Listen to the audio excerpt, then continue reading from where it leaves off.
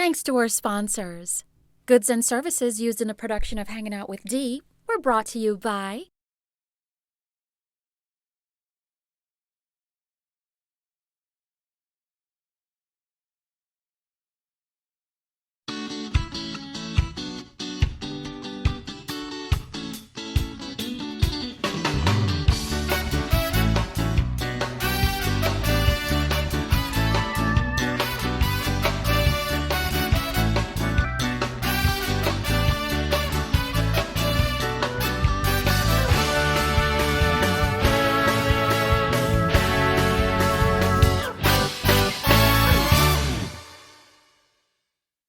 Hey guys, welcome to Hanging Out with Dee. I'm Dee Harris, and today I have my fantastic friend, Cherie Aimee.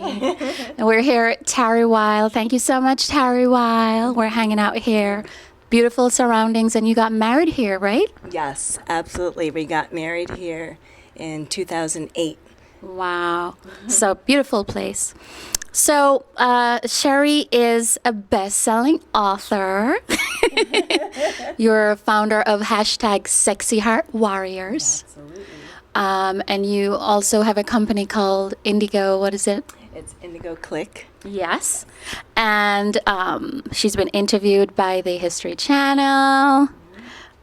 She's been interviewed by the Near Death Research Foundation.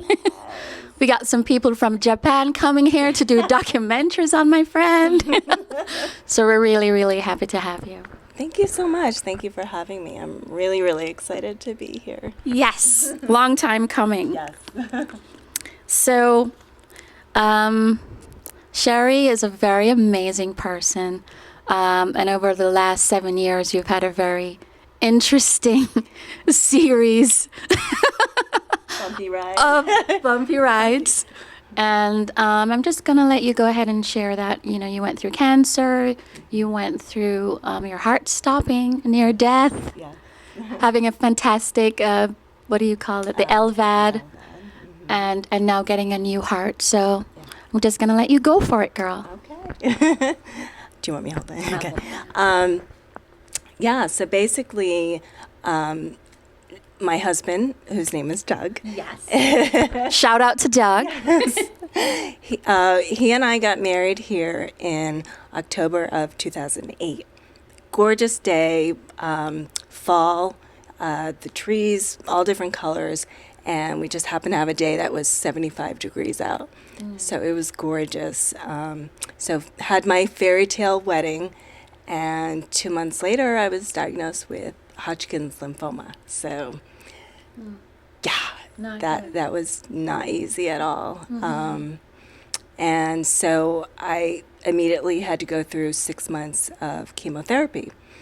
And, you know, great news. I think it was like 3 months into chemotherapy, I was cancer-free. So, you know, we were all getting excited. You know, I'm on my way towards recovery. Yay! And yes, so we're all really excited. Yes. And I would say about, I think it was roughly 8 months later, out of the blue, I had a period of time where about 3 weeks where I just was having trouble breathing. And, you know, went to the hospital, went to the emergency room. Nobody caught anything. And 3 weeks later, I think one morning I woke up and my husband said he couldn't really hear me, that I was kind of whispering. And that you had to get really, really close to my mouth to hear what I was saying. Yeah.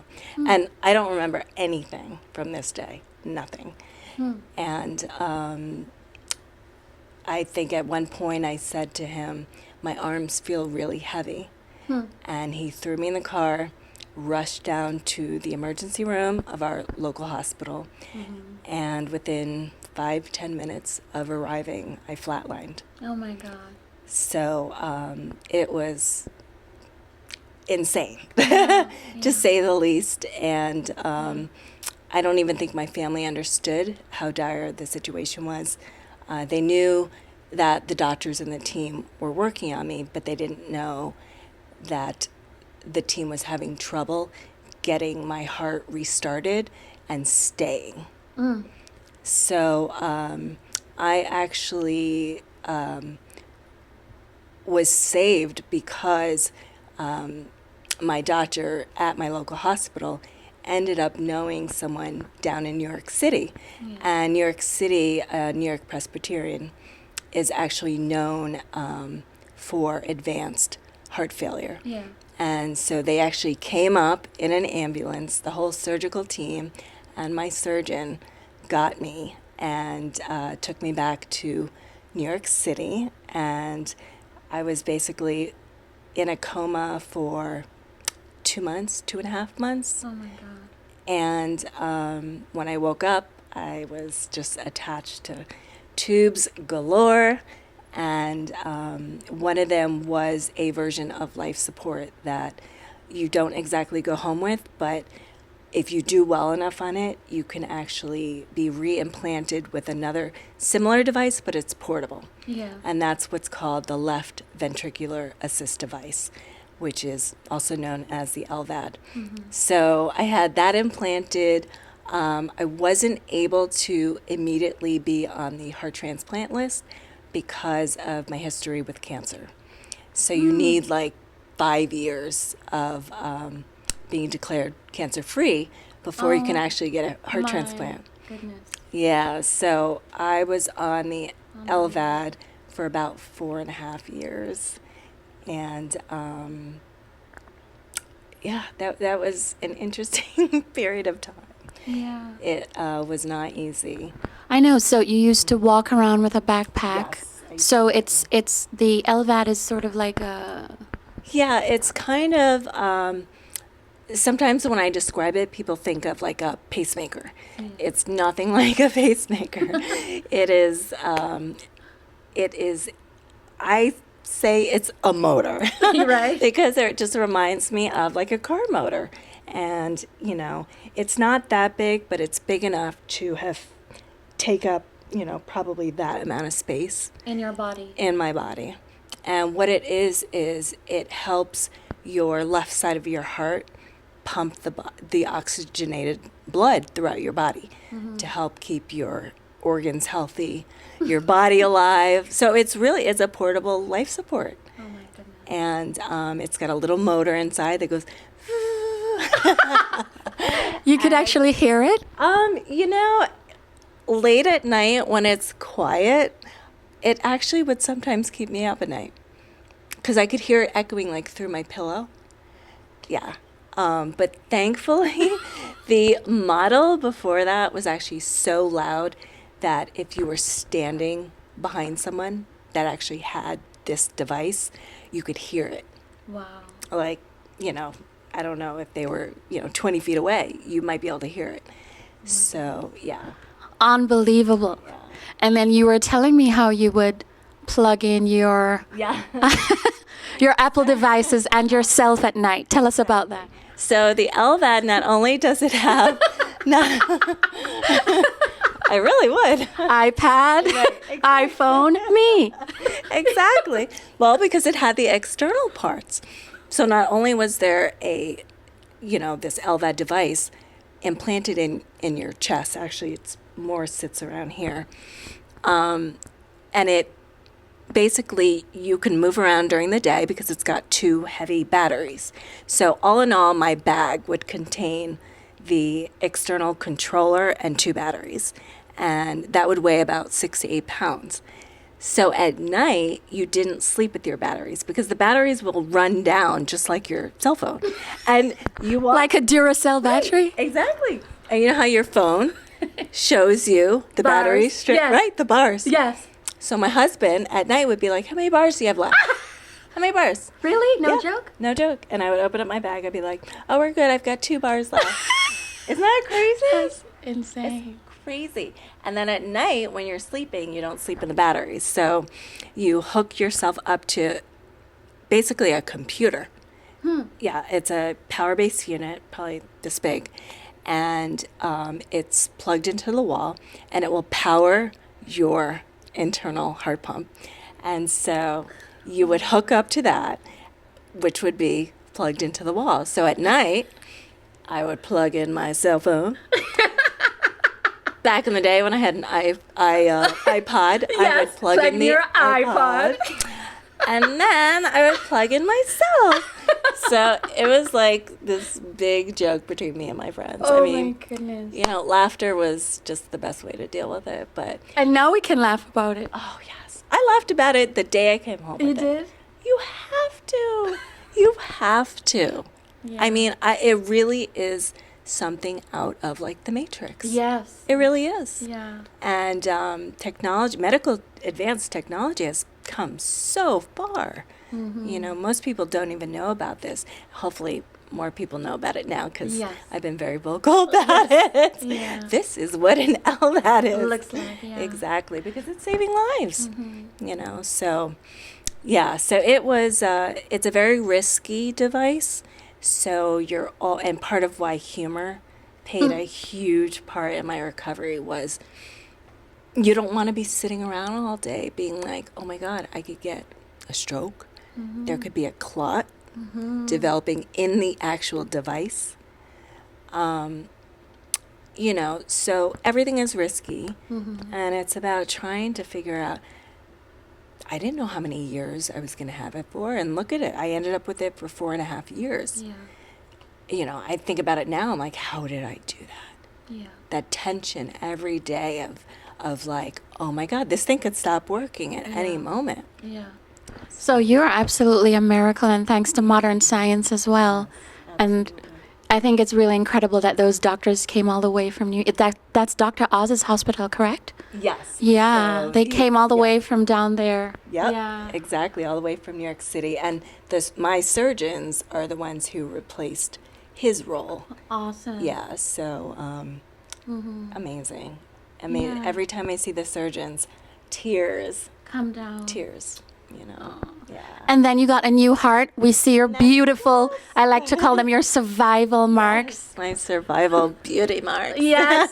But you got your new heart when? Yes, so I finally got the call on October 20th. It was just after midnight. And my husband and I were already tucked in bed. And actually, my phone wasn't even ringing. I don't know what happened, but the ringer was off. And thankfully, they called my husband's. And of course, he didn't answer. Of course not.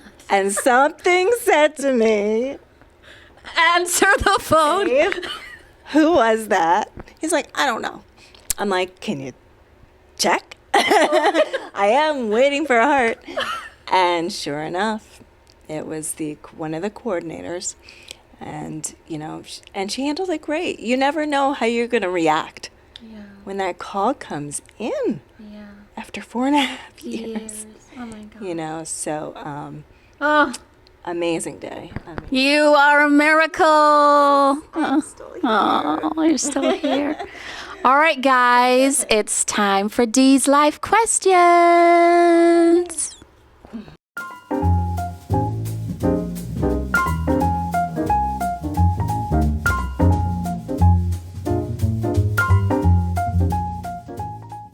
Okay, guys, we are going to be asking Cherie. What do you know for sure? What do I know for sure? 2 things. One, I know that the soul never dies. And I learned that from my journey into the afterlife during my near-death experience. And the other thing I learned is that we're actually more afraid of living than we are of dying. Yeah. Mm-hmm. That sounds like a little sermon there. Yeah. Carry on. Tell me more. Tell me more, Mom. Yeah, you know, I was definitely somebody that was always afraid of death. Always. Like, what happens to us afterwards? You know, where does the soul go? Is that it? Mm-hmm. What's going to happen to my loved ones? Yeah. And it's like, now that I've seen it, Yeah. I realize I'm free of that, first of Yes, all. yeah. I'm free of that fear of death Yes. and the afterlife. Yeah. And so what I realize is the real fear is like, for example, when I got home after everything, after my near-death experience, it really was, what now? Yeah. That's all I kept saying. And I would be crying, what now? What do you do when you've just been shown the ultimate truth of life? Yes. And I realized that that's where the fear was. Where fear was, now how do I live? Yes. How do I live each day to the fullest? Right? Well, you know my little secret. I had a near-death experience as well. Exactly. And coming back, that was certainly one of the things you think about. How do I live to the truth that you now know? Exactly. Yeah. Exactly. That's big stuff, Mon. It's Big stuff. Okay, what is spirituality? Given that you've been on the other side. To me, spirituality is, it's going within. It's going within and tapping into your full expansiveness, like your full expansiveness. And what is expansiveness? Expansiveness is, one of the things that I experienced in the afterlife is there's no boundaries. Yeah. We walk around all day and we think that who we are ends here. And it doesn't. Our energy, how we relate to the world, Yes. goes way beyond what we think it does. And what you can do with that knowledge is incredible. But you first have to get that. And the only way to really get that is to go within. Yeah. To go within and to tap into who you are. Correct. And that starts from a place of love. Absolutely. It's all love. It's all love. That is very good. I love it. Yes. All right, guys. It's time for I Don't Like That Mon.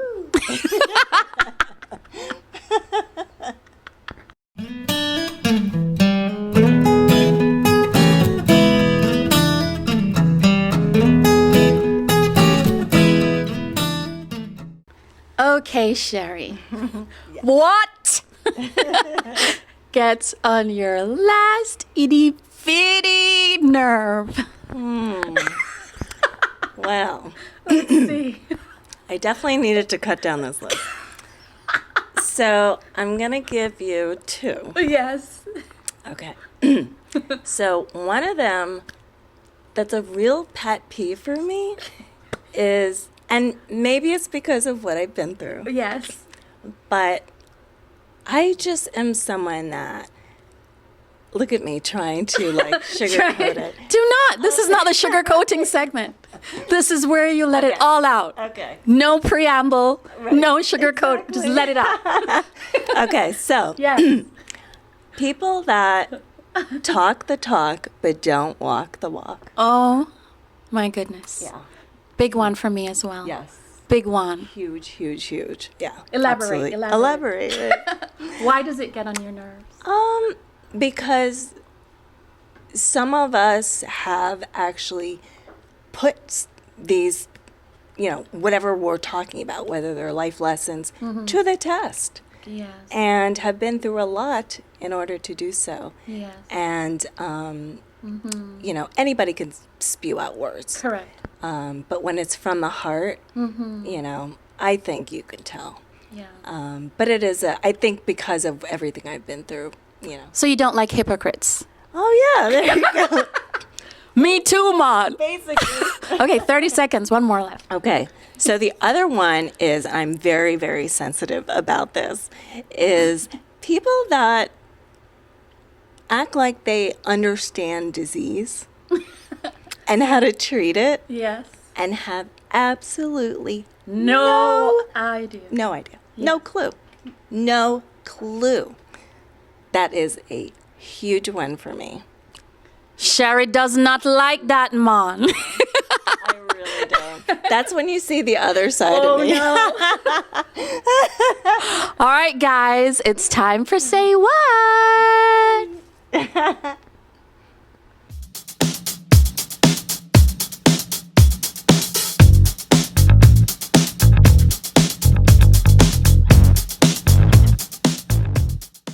right, guys, so this is a Say What segment, and you know that this is a segment when our guests who are masters in a particular area share that with us.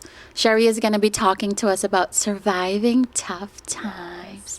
Oh, and this is her book. It was a compilation of near-death experiences, and she's on chapter 8 in this book, God's Fingerprints, so you can check it out. All right, so you said the first thing that you do is you journal and write. Yes, journaling and writing is my savior. That is my time to myself to write down if I'm confused, if I'm scared, just all of my emotions. And I write literally every day. And actually what used to be just a morning ritual is all day now. Wow. I never stop writing. Wow. And I was never like this before. But writing, what it does is it helps me to process my emotions. Mm-hmm. And as I'm writing, tensions release. Mm-hmm. I find resolutions. Mm-hmm. So it's a big help for me in terms of getting myself regrounded, rebalanced. So yeah, it's a favorite of mine. That's good stuff. Yeah. All right, you said spend time in nature. I love nature. I am always in nature. Always. Oh. Always. There is something so beautiful about being out in nature. And, it's interesting because since my near-death experience, nature is the one place that I feel absolutely at home. Wow. Absolutely safe. Mm-hmm. So my go-to place, if I'm having a bad day, if I'm scared about something, I don't try to, sometimes you try to work it out in your head. Yes. I don't do that anymore. I just put my butt in my car and head straight to either the beach, the lake, a forest, anywhere. Wow. And it's so powerful. It's so powerful. So what happens when you go into nature? Do you find answers you're looking for? Are you able to process? Absolutely. It also, I almost feel like nature is kind of taking all that stuck energy, or maybe energy from other people. Yes. That may be lingering. Right. Right? It brushes it off. Exactly. It's like this layer of like, ugh. And I go out into nature, and it's like nature just kind of brushes it off. Mm-hmm. And I always go home. I always know that it may take an hour, it may take 4 hours, depending on whatever it is. But it's beautiful. So you don't rush it. You just allow it. No. That is just my time. Yeah. There's no time limit on that. Mm-hmm. And that for me is one of the most powerful healing techniques for myself. Yeah. That is my go-to when life gets overwhelming. What do I do? I don't know. Go to the beach, go to the lake, go outside. That's very, very good advice. Yeah. You said you practice yoga. Yes, I practice yoga. I was very big on yoga before. Everything happened to me health-wise. And I remember once my LVAD was implanted, I thought, oh my God, I can never do yoga. Were you able to do yoga with it? I finally was able to. And you know what you have to do? What? You know how like when people go to yoga and they're so nervous about, oh, well, that person's more flexible than me. Yeah. And I look so jumpy when I'm doing downward dog. Yes. You have to just stop that. That is not yoga. That is, yoga is you and yourself, once again, going within. Yes. And when I realized it didn't matter what my yoga looked like, yes. Like, does not matter. I'm telling you, I was able to renew my yoga practice. And yoga is however I do it. Yeah. And let me tell you, That is so powerful. it is. Because people tend to think yoga is perfection. Right, of Yeah. course. Oh, no. That's Especially cool. not with an LVAD. Yes. That's a very liberating thought. Exactly. Now I'll resume my yoga because I did stop.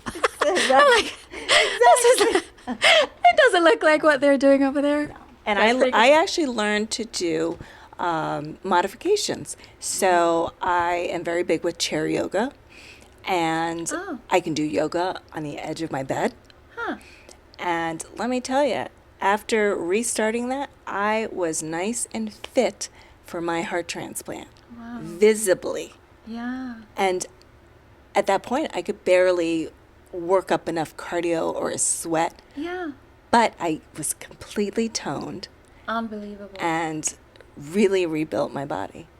Unbelievable. Yeah. I love that. That's Very good. powerful, yep. You said eat healthy.